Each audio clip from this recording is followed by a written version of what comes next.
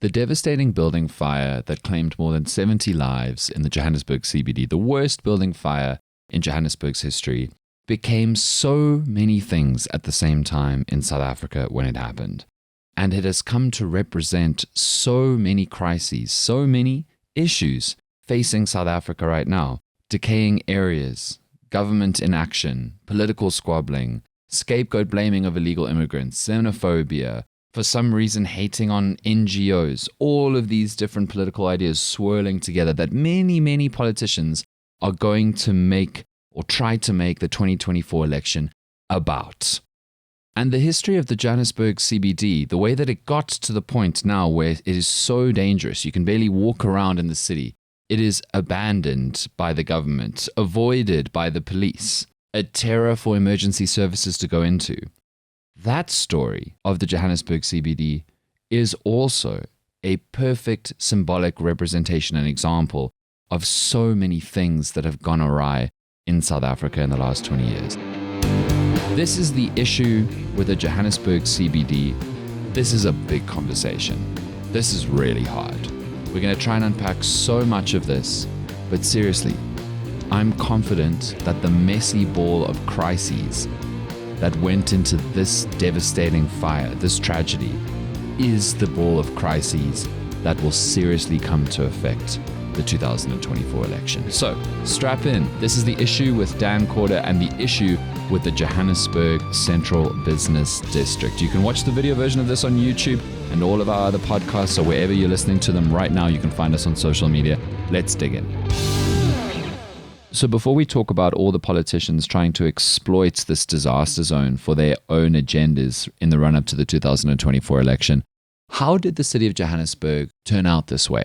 Here's the story. So as we all know, Johannesburg in the last 150 years has turned from basically a wild patch of dirt, a farm, into a globally recognized super city, a metropolis.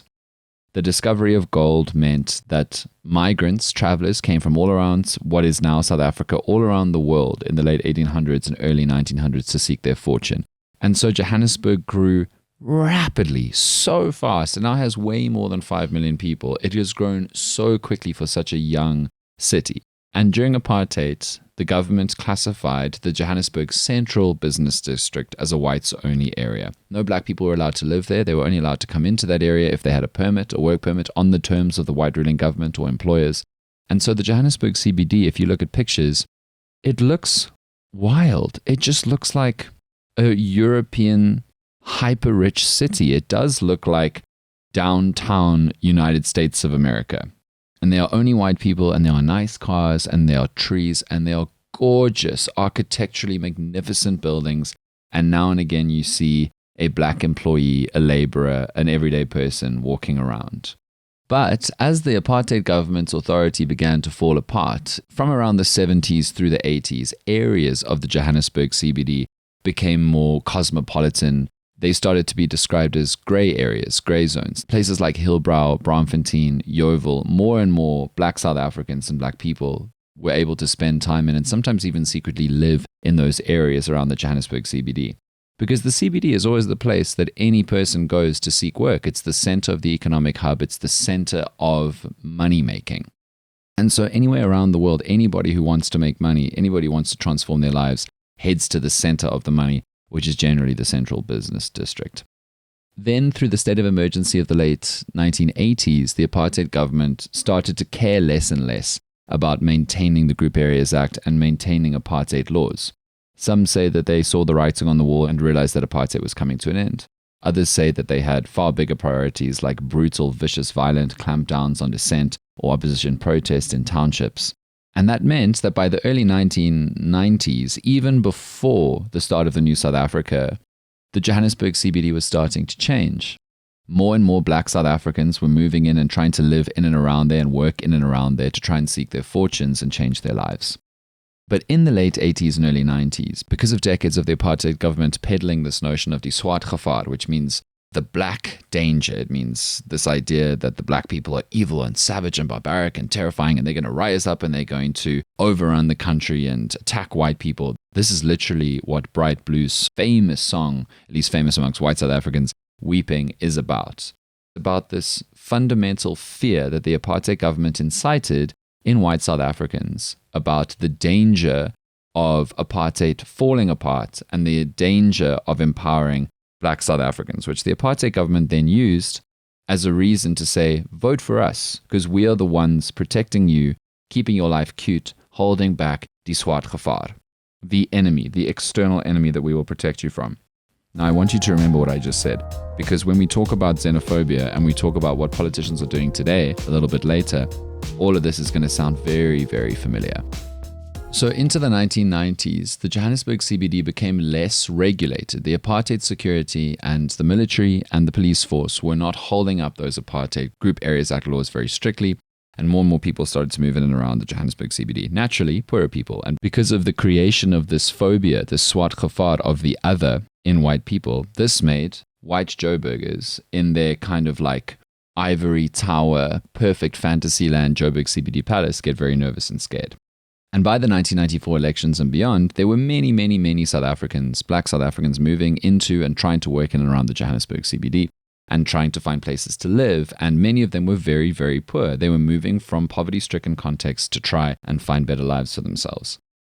And into the New South Africa, the New South African government did little to nothing to try to keep order and keep law enforcement on top of what was going on in the Johannesburg CBD. So petty crime started and then petty crime increased.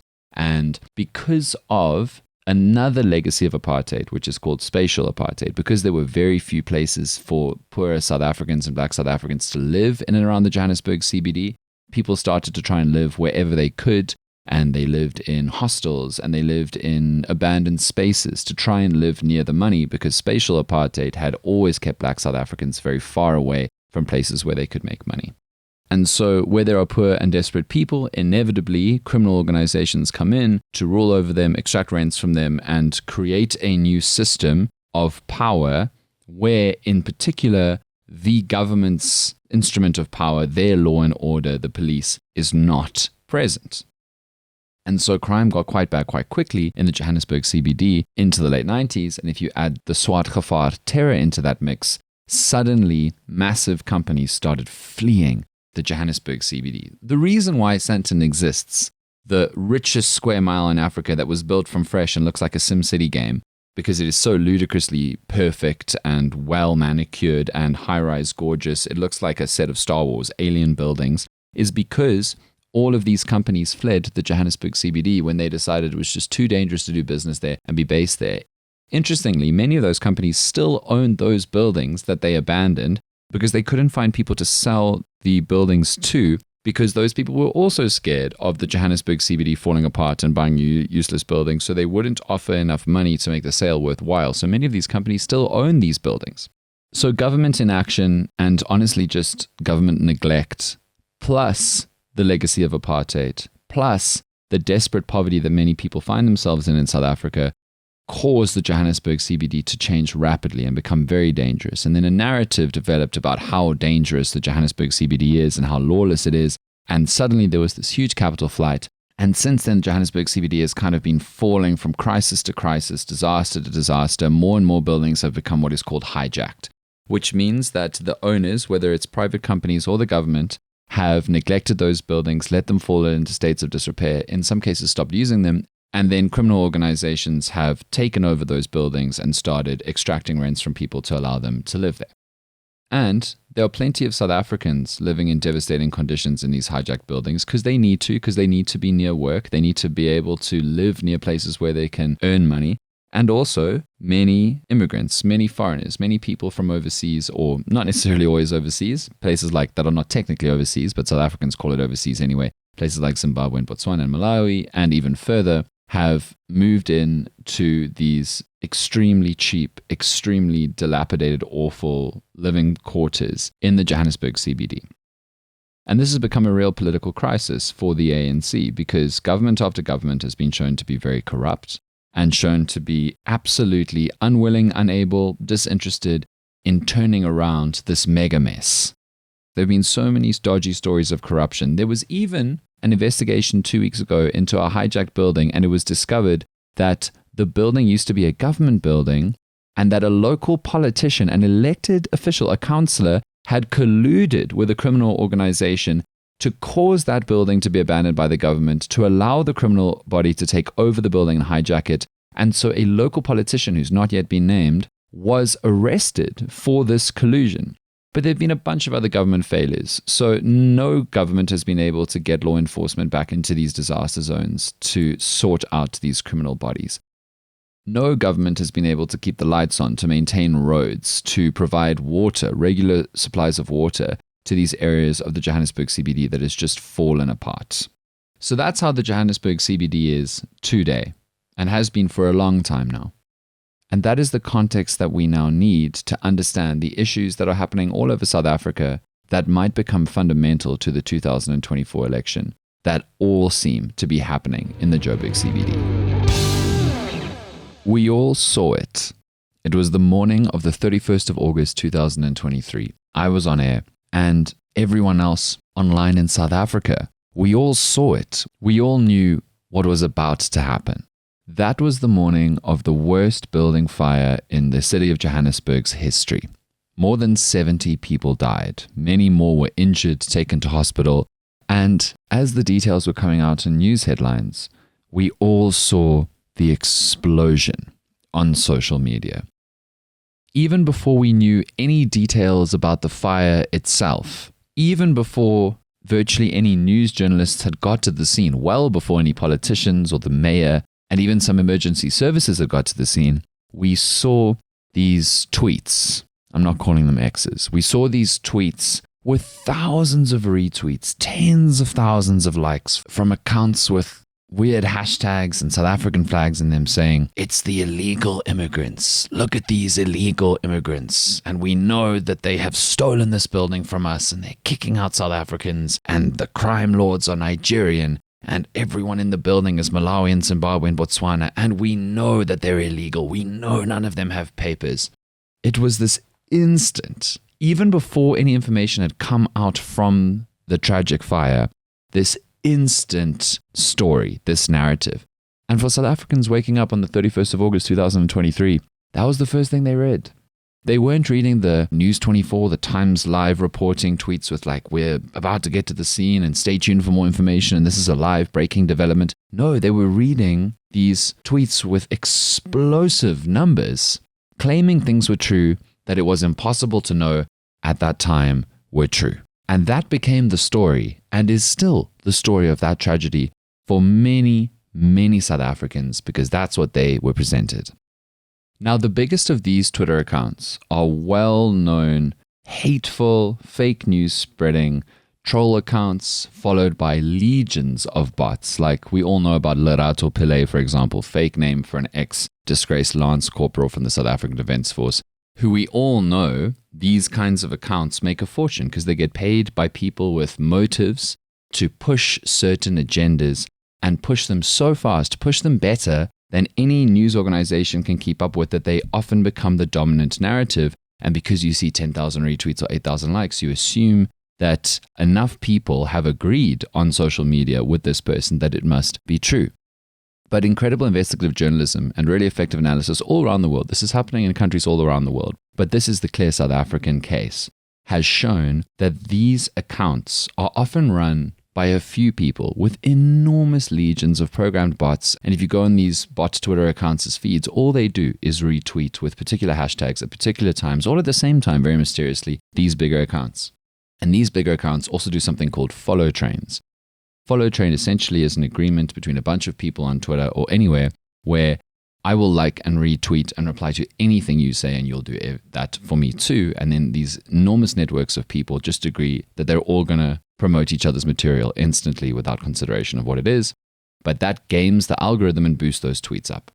And so there is this sophisticated network on social media, particularly Twitter, which is still the place where the news happens and the news is written about and people go to find out the news, and then you see screenshots of it on Instagram and TikTok or whatever else. There is a sophisticated network of fake news peddlers and bigots, probably being paid by someone or a group of people or an organization to promote this narrative, this deeply xenophobic, dangerous narrative that the illegal immigrants are swooping into South Africa, destroying our lives, killing our children, all that awful mess. Just this past few days, on Monday, the BBC released a documentary into Operation Dudula.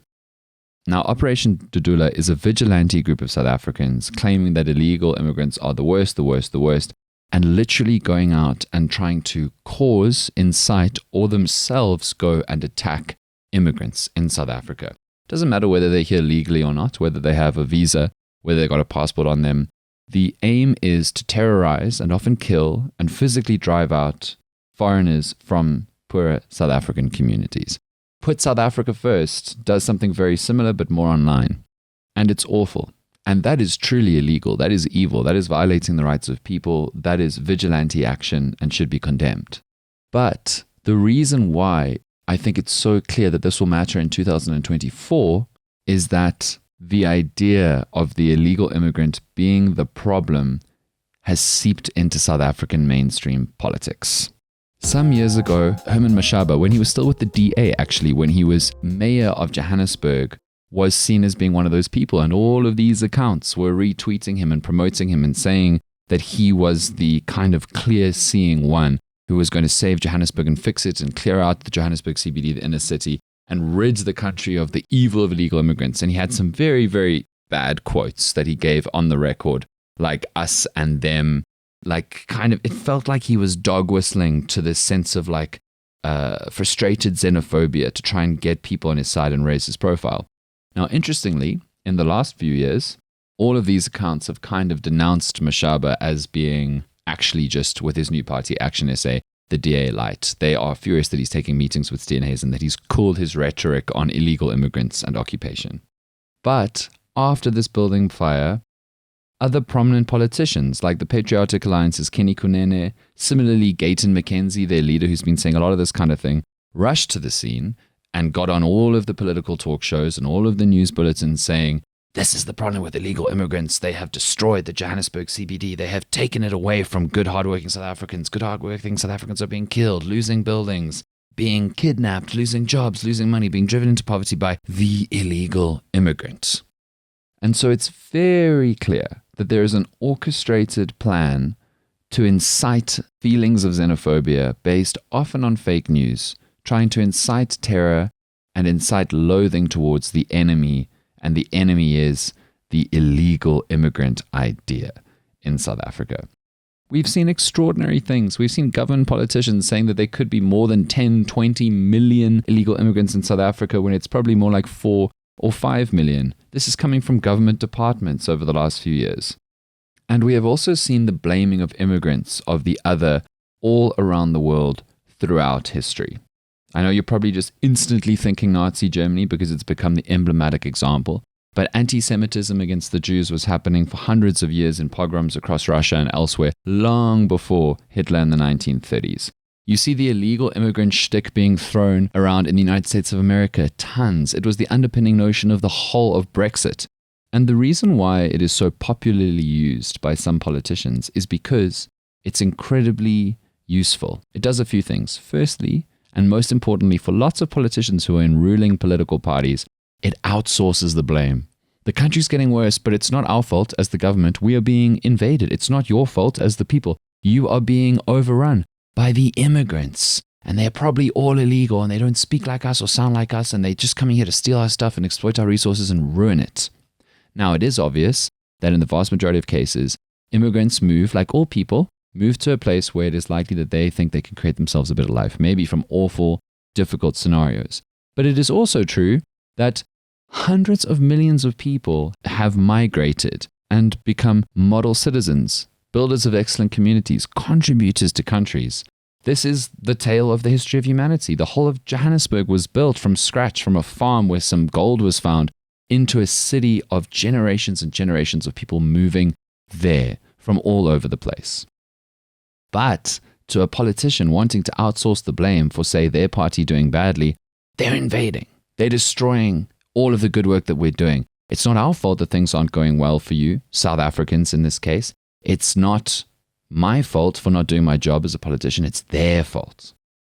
It's also a very useful political ploy to use as an opposition party because you get to say, Again, we're being invaded. You create this siege mentality that there's an enemy to defeat. And the enemy to defeat political idea has also been used for centuries. George Bush invaded Iraq and Afghanistan on the idea of the enemy to defeat, and his polling numbers surged because he was the protector and he was protecting the people of the United States. And without him, they wouldn't be protected from the enemy. Nigel Farage in England got incredibly high profile because he was saying that we're being invaded and we're being washed away. You see in America now this very deeply racist idea of the Great Replacement theory, where some bigots in America are trying to convince everybody that allowing immigrants in is trying to destroy the white race and overrun it and run it into minority. And all of this is an attack on the white race, and it's orchestrated by some evil Illuminati-type cabal from a central organization that's trying to destroy the whites with no evidence. But it's a politically powerful, effective strategy if you're willing to double down into very bigoted and nearly always non-factual, completely evidenceless claims about the attackers. So this strategy has become incredibly useful to use in the city of Johannesburg, in the CBD, because it has fallen into decay. Buildings have been hijacked. There are many foreigners living in and around the city of Johannesburg. And whether they are legal immigrants or illegal is irrelevant to the narrative. It doesn't matter for these politicians and what they're trying to peddle and what they're trying to put out there, and all of these enormous, very, very powerful fake news peddling bot accounts. So tragically, that is exactly why this idea of the evil foreigner is being built up for the 2024 elections. It's very, very useful for a ton of different politicians in different positions of power. People in power can say, but we're being invaded and they're the problem and we will rise up and deal with this. And people outside of power, minor political parties, can say the government is unable to deal with this invasion, so we will deal with it. The Johannesburg CBD today is wild. It's lawless in many parts. It's very dangerous. There are these beautiful, iconic architectural masterpieces, these old buildings, which used to house some of the richest and most powerful companies in the world, some of the biggest banks, some of the most famous newspapers, some world-famous institutions like the Carlton Hotel is always used as the example. And so you can see the history of this absolute powerhouse of a place, something that it's been compared a lot with old New York is how it looks. But many parts of the Johannesburg CBD now are miserable. The roads are broken up. There's no lights on. There's trash and rubbish and dirt lying everywhere. People are really desperate and poverty-stricken. They are shanty towns. And when you hear the words hijacked building in Johannesburg, this is what it means. There are many buildings in Johannesburg that used to be owned by big companies or the government. Some of them still are, but today they are occupied by essentially townships built inside the building. So it's often described as you walk into the ground floor of a building and essentially you walk into a kind of corridor, and if you follow the corridor, 20 or 30 shack homes, rooms basically, have been built on that floor, and it's the same through all of the floors. The fire department of the city of Johannesburg says that over half, maybe more than 60% of the buildings in the Joburg CBD are fire traps. If a fire starts in one of those buildings, people are going to die. Lots of people are going to die.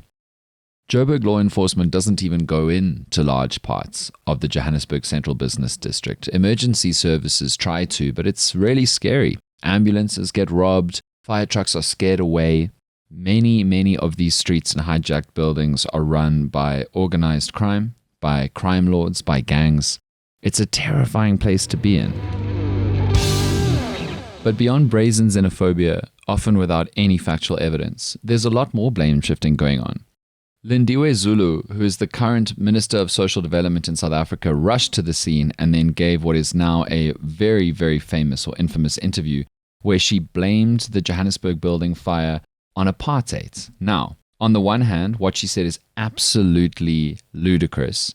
But on the other hand, as you've heard me describe, there is some historical truth. A lot of these crises that we see now in the city of Johannesburg were created by the apartheid government and then inherited by the ANC rulers. But it's been nearly 30 years of ANC rule, and this was a government building. This was a government building that was dedicated to, ironically, helping vulnerable women and children who are homeless or were the victims of domestic violence or abuse. This is what this building was for, and government neglect, ANC neglect in the last 30 years, allowed the building to fall into disrepair.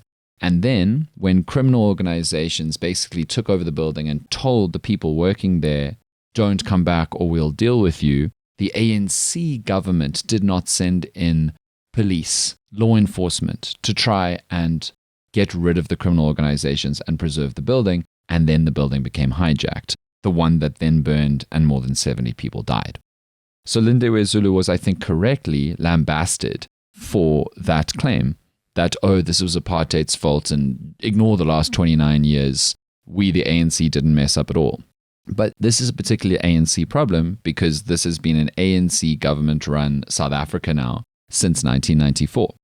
And so then what we saw was a bunch of political squabbling over which politician's fault it was. A former local politician came out and he actually quit. He said, because he was so frustrated by the situation that I'm about to tell you, but he said that he was working on a plan and had the power to do something about it in a coalition government a few years ago that he believed would sort out the Johannesburg CBD.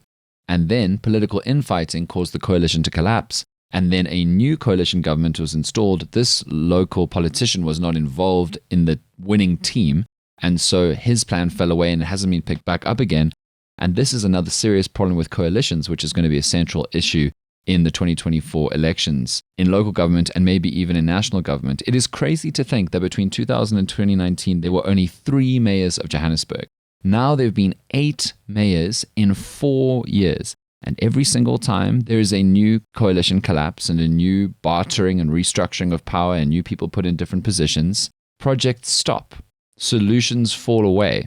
They maybe get picked up again, maybe they don't. Many of these people don't know how long they will be in power for, so they don't even really know what to invest their time in. They don't know why they'd invest their time in these projects. And so the dysfunction that we see in the Johannesburg CBD is a warning sign of one of the bad outcomes of unstable rulings between many political parties forming in coalitions. Very scary. And we watched in the last few weeks all of these different politicians, DA, Action SA, Patriotic Alliance, ANC, all blaming each other for this coalition's mess. And one of the consequences is this kind of disaster in this burnt building in Marshalltown, Johannesburg. And the last blame shifting, and I want you to watch out for this as we come into the 2024 elections because it's becoming more and more common, is political parties blaming NGOs, public interest groups, for the crisis in the city of Johannesburg. Because here's the basic idea that political parties try to peddle. They want to clear out these hijacked buildings, but every time they're about to do a raid or they're about to clear out these buildings and make a ton of arrests, they are stopped by court injunctions where basically NGOs like the Helen Suzman Foundation and others take the government to court to say, you're not allowed to do this. And the political parties say, so it's the evil NGOs who are stopping us from sorting out this problem in the city of Johannesburg. In fact, we are starting to see conspiracy theories online, and again with no evidence, peddled by these same evil bot accounts, with no evidence claiming that the NGOs are working with the criminal organizations and getting cuts because they're keeping the government away from the buildings, and the criminal organizations thank them by giving them a little bit of every extracted rent from every poor person living in that building.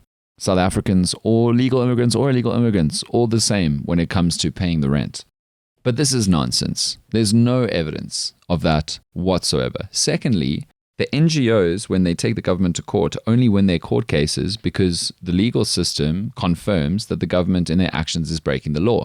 Because all people in South Africa, legal immigrant, illegal immigrant, South African, have basic fundamental human rights. And the basic fundamental human rights that the government breaks if they turf people out of buildings is then the people are on the street. They're without shelter, they're without basic services and protection, which, by the way, the government is already not providing them. And the court says you need to provide them new lodging and new resources and basic services if you are going to kick them out of these buildings. It is your job then as the government to provide safe haven while you sort this out. And the government says, we can't do that. We don't have the resources. We don't have the infrastructure. And maybe that's true. But it's also on the government to sort that out. And the government now blaming NGOs for a problem that the government allowed to happen and then created, and now saying, but the NGOs are stopping us, is so ridiculous and so unacceptable. But just watch. 2024, major political figures are going to start trying to blame the NGOs. And that is going to be one of all of these serious issues that I have spoken about. So that's the issue with the Johannesburg CBD. Thank you so much for listening to the issue with Dan Corder, and let's watch and see how many of these issues we spoke about today that are so perfectly embodied in the example of the Johannesburg CBD become core issues in the upcoming election. You can go and check us out on YouTube, where we post video versions of every single show that you hear here on podcast, and you can find us on all social media. We are there, and we are having the conversations that need to be had. Thank you so much for listening. See you next week.